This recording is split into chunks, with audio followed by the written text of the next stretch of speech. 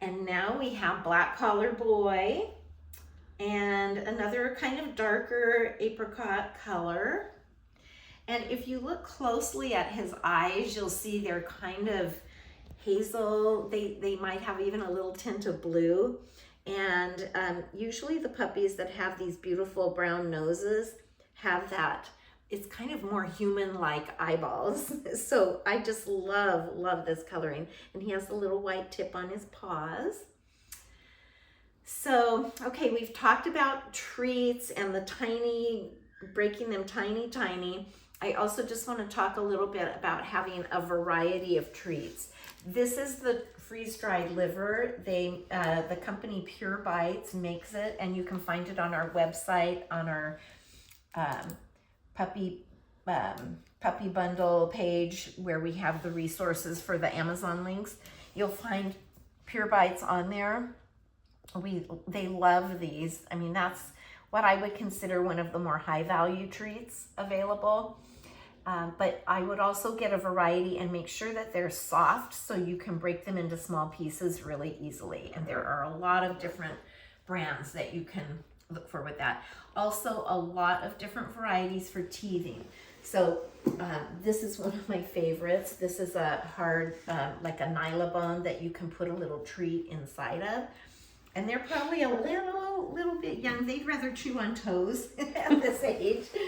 But if they're chewing on something like your hand and you don't want them to, then you can offer them something else. So you really do want to have a lot of assortment of different chew rings, things that will help them when they're going through that heavier teething time.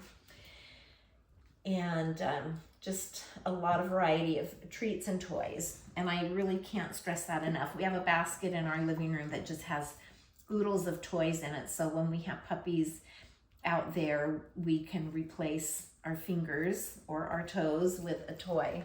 You'll each be getting one of these in your bag. And this is by Red Barn, and it is a flavored chew that they usually just love. Now, again, at this stage, he might not be too into it, but yeah, see there, he's at least licking it. So they'll love that one. Okay, let's get you on the slide, little man.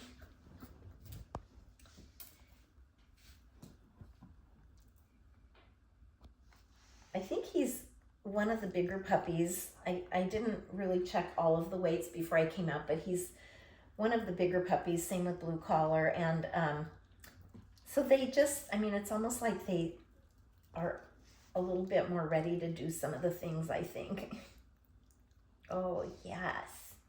Oh, you like my finger. You can't pull that back. I think some of them don't have as many teeth in yet also, so he's probably a little bit more aware of the chew options because he has more teeth. There. Okay, let's go down, show him how big you are. Yeah. Whoa. And then the whole pile of treats at the bottom of the slide. What a reward. I'll let him get one of those and then I'll pick him up. There we go. Good boy. Good boy. Another thing I have not done with all of the puppies in the video is just letting them rest over on their back. And, you know, people sometimes do that as a criteria in picking out puppies, but they just throw the puppy back on its back. And most puppies, not all, but most puppies are okay with it, but you just want to be very secure in doing it. So I get their little feet in my hand, and then I kind of put my arm against their back so that they feel extremely supported and safe. So when you get your puppy, if you're going to do that, make sure they feel safe. And if they are wiggling like crazy and acting like they are not into it, don't force them to stay there because that would not be good. All right, so you're close up on black collar boy.